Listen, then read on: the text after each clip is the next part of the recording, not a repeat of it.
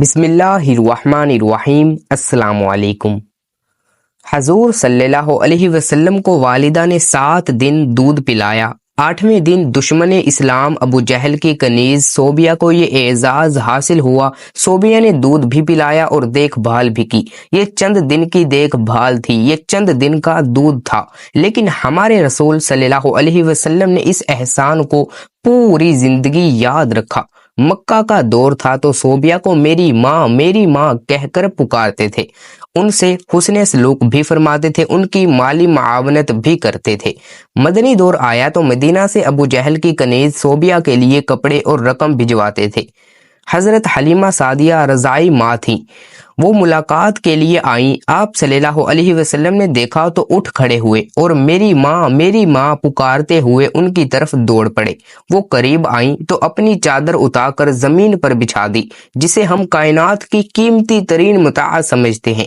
اپنی رضائی ماں کو اس پر بٹھایا، غور سے ان کی بات سنی اور ان کی تمام حاجتیں پوری فرما دی۔ فتح مکہ کے وقت حضرت حلیمہ کی بہن کی خدمت میں حاضر ہوئے ماں کے بارے میں پوچھا، بتایا گیا وہ انتقال فرما چکی ہیں۔ رسول اللہ صلی اللہ علیہ وسلم کی آنکھوں میں آنسو آ گئے، روتے جاتے تھے اور حضرت حلیمہ کو یاد کرتے جاتے تھے۔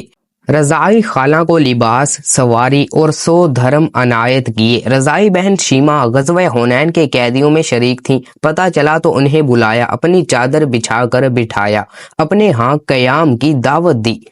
حضرت شیمہ نے اپنے قبیلے میں واپس جانے کی خواہش ظاہر کی۔ رضائی خالہ کو غلام، لونڈی اور بکریاں دے کر رخصت کر دیا۔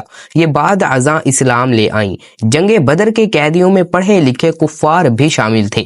ان کافروں کو مسلمانوں کو پڑھانے، لکھانے اور سکھانے کے عوض رہا کیا گیا۔ حضرت زید بن ثابت رضی اللہ تعالی عنہ کو عبرانی سیکھنے کا حکم دیا۔ آپ رضی اللہ تعالی عنہ نے عبرانی زبان سیکھی اور یہ اس زبان میں یہودیوں سے خط و کتابت کرتے۔ کافروں کا ایک شاعر تھا، سہیل بن عمرو، یہ رسول اللہ صلی اللہ علیہ وسلم کے خلاف اشتعال انگیز تقریریں بھی کرتا تھا اور توہین آمیز شعر بھی کہتا تھا۔ یہ جنگ بدر میں گرفتار ہوا۔ سہیل بن عمرو کو بارگاہ رسالت میں پیش کیا گیا۔ حضرت عمر رضی اللہ تعالی عنہ نے تجویز دی کہ میں اس کے دونچلے دانت نکال دیتا ہوں، یہ اس کے بعد شعر نہیں پڑھ سکے گا۔ تڑپ کر فرمایا، میں اگر اس کے اعضاء بگاڑوں گا تو اللہ میرے اعضاء کو بگاڑ دے گا۔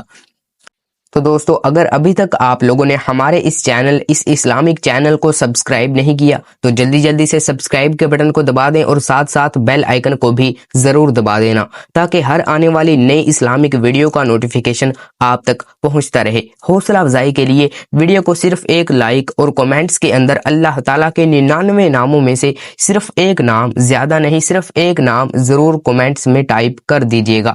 سہیل بن عمرو نے نرمی کا دریا بہتے دیکھا تو عرض کیا، مجھے فدیہ کے بغیر رہا کر دیا جائے گا؟ اس سے پوچھا گیا، کیوں؟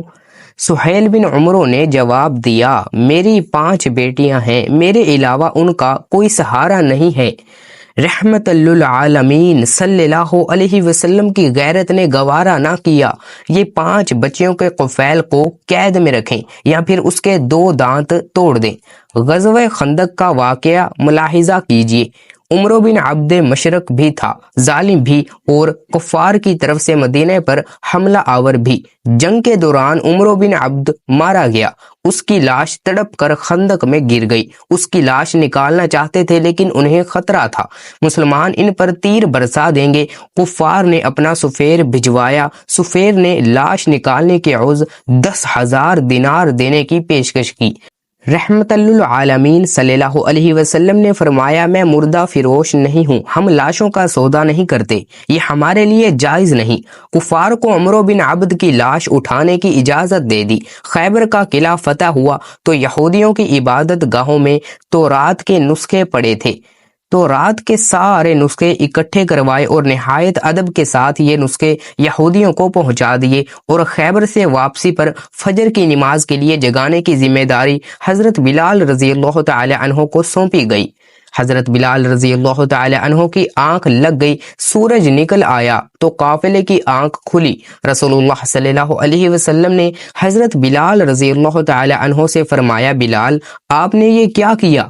حضرت بلال رضی اللہ تعالی عنہ نے عرض کیا، یا رسول اللہ صلی اللہ علیہ وسلم، جس ذات نے آپ کو سلایا اس نے مجھے بھی سلا دیا۔ تبسم فرمایا اور حکم دیا، تم اذان دو۔ اذان دی گئی، آپ صلی اللہ علیہ وسلم نے نماز ادا کروائی اور پھر فرمایا، تم جب نماز بھول جاؤ تو پھر جس وقت یاد آئے اسی وقت پڑھ لو، یہ ہے شریعت۔ حضرت حذیفہ بن یمان رضی اللہ تعالی عنہ سفر کر رہے تھے۔ کفار جنگ بدر کے لیے مکہ سے نکلے۔ کفار نے راستے میں حضرت حذیفہ رضی اللہ تعالی عنہ کو گرفتار کر لیا۔ آپ سے پوچھا گیا، آپ کہاں جا رہے ہیں؟ حضرت حذیفہ رضی اللہ تعالی عنہ نے عرض کیا، مدینہ۔ کفار نے ان سے کہا، آپ اگر وعدہ کرو آپ جنگ میں شریک نہیں ہوں گے تو ہم آپ کو چھوڑ دیتے ہیں۔ حضرت حذیفہ رضی اللہ تعالی عنہ نے وعدہ کر لیا۔ یہ اس کے بعد سیدھے مسلمانوں کے لشکر میں پہنچ گئے۔ مسلمانوں کو اس وقت مجاہدین کی ضرورت بھی تھی، جانوروں کی بھی اور ہتھیاروں کی بھی، لیکن جب حضرت حذیفہ رضی اللہ تعالی عنہ کے وعدے کے بارے میں علم ہوا تو مدینہ بھجوا دیا گیا اور فرمایا، ہم کافروں سے معاہدے پورے کرتے ہیں اور ان کے مقابلے میں صرف اللہ تعالیٰ سے مدد چاہتے ہیں۔ نجران کے عیسائیوں کا 14 رکنی وفد مدینہ منورہ آیا۔ رسول اللہ صلی اللہ علیہ وسلم نے عیسائی پادریوں کو نہ صرف ان کے روایتی لباس میں قبول فرمایا بلکہ انہیں مسجد نبوی صلی اللہ علیہ وسلم میں بھی ٹھہرایا اور انہیں ان کے عقیدے کے مطابق عبادت کرنے کی اجازت بھی دی۔ یہ عیسائی وفد جتنا عرصہ مدینے میں رہا، یہ مسجد نبوی صلی اللہ علیہ وسلم میں مقیم رہا اور مشرق کی طرف منہ کر کے عبادت کرتا رہا۔ حضرت سعد بن عبیدہ رضی اللہ تعالی عنہ نے فتح مکے کے وقت مدنی ریاست کا جھنڈا اٹھا رکھا تھا۔ یہ مکہ میں داخل ہوتے وقت جذباتی ہو گئے اور انہوں نے حضرت ابو سفیان رضی اللہ تعالی عنہ سے فرمایا، آج لڑائی کا دن ہے، آج کفار سے جی بھر کر انتقام لیا جائے گا۔ رحمت للعالمین صلی اللہ علیہ وسلم نے سنا تو ناراض ہو گئے اور حضرت سعد کے ہاتھ سے جھنڈا لیا، ان کے بیٹے قیس رضی اللہ تعالی عنہ کے سپرد کر دیا اور فرمایا، نہیں، آج لڑائی نہیں، رحمت اور معاف کرنے کا دن ہے۔ مدینہ میں تھے تو مکہ میں قحط بڑھ گیا۔ مدینہ سے رقم جمع کی، خوراک اور کپڑے اکٹھے کیے اور یہ سامان بھجوا دیا اور ساتھ ہی اپنے اتحادی قبائل کو ہدایت کی کہ مکہ کے لوگوں پر برا وقت ہے، آپ لوگ ان سے تجارت ختم نہ کریں۔ مدینہ کے یہودی اکثر مسلمانوں سے یہ بحث چھیڑ دیتے تھے۔ سماسہ بن آسال نے رسول اللہ صلی اللہ علیہ وسلم کو قتل کرنے کا اعلان کر رکھا تھا، گرفتار ہو گیا۔ اسلام قبول کرنے کی دعوت دی، اس نے انکار کر دیا۔ یہ 3 دن قید میں رہا، اسے 3 دن دعوت دی جاتی رہی۔ یہ مذہب بدلنے پر تیار نہ ہوا تو اسے چھوڑ دیا گیا۔ اس نے راستے میں غسل کیا، نیا لباس پہنا، آیا اور آپ صلی اللہ علیہ وسلم کے دستے مبارک پر بیعت کر لی۔ ابو العاص بن ربیع رحمت للعالمین صلی اللہ علیہ وسلم کے داماد تھے۔ رسول اللہ صلی اللہ علیہ وسلم کی صاحبزادی حضرت زینب رضی اللہ تعالی عنہ ان کے ساتھ عقد میں تھی۔ یہ کافر تھے، یہ تجارتی قافلے کے ساتھ شام سے واپس مکہ جا رہے تھے۔ مسلمانوں کے قافلے کا مال چھین لیا، یہ فرار ہو کر مدینہ آ گئے اور حضرت زینب رضی اللہ تعالی عنہ کے گھر پناہ لے لی۔ صاحبزادی مشورے کے لیے بارگاہ رسالت میں پیش ہو گئی۔ رسول اللہ صلی اللہ علیہ وسلم نے فرمایا، ابو العاص کی رہائش کا اچھا بندوبست کرو مگر وہ تمہارے قریب نہ آئے کیونکہ تم اس کے لیے حلال نہیں ہو۔ حضرت زینب رضی اللہ تعالی عنہ نے عرض کیا کہ ابو العاص اپنا مال واپس لینے آیا ہے۔ مال چھیننے والوں کو بلایا اور فرمایا گیا، یہ مال غنیمت ہے اور تم اس کے حقدار ہو، لیکن اگر تم مہربانی کر کے ابو العاص کا مال واپس کر دو تو اللہ تبارک و تعالی تمہیں اجر دے گا۔ صحابہ کرام رضوانullah علیہ اجمعین نے مال فوراً واپس کر دیا۔ حضرت عائشہ صدیقہ رضی اللہ تعالی عنہ نے ایک دن رسول اللہ صلی اللہ علیہ وسلم سے پوچھا کہ زندگی کا مشکل ترین دن کون سا تھا؟ آپ علیہ السلام نے فرمایا، وہ دن جب میں طائف گیا اور لوگوں نے شہر کے بچے جمع کر کے مجھ پر پتھر برسائے، میں اس دن کی سختی نہیں بھول سکتا۔ عبد یا لیل طائف کا سردار تھا، اس نے رسول اللہ صلی اللہ علیہ وسلم پر اتنا ظلم کیا تھا کہ اللہ تعالیٰ کی رحمت بھی جلال میں آ گئی۔ حضرت جبرائیل امین علیہ السلام تشریف لائے اور عرض کیا، اگر آپ اجازت دیں تو ہم اس پورے شہر کو دو پہاڑوں کے درمیان پیس دیں۔ یہ سیرت کا اس نوعیت کا واحد واقعہ تھا کہ جبرائیل امین علیہ السلام نے گستاخی رسول پر کسی بستی کو تباہ کرنے کی پیشکش کی اور عبد یعلیل اس ظلم کی وجہ تھا۔ عبد یعلیل ایک بار طائف کے لوگوں کا وفد لے کر مدینہ منورہ آیا۔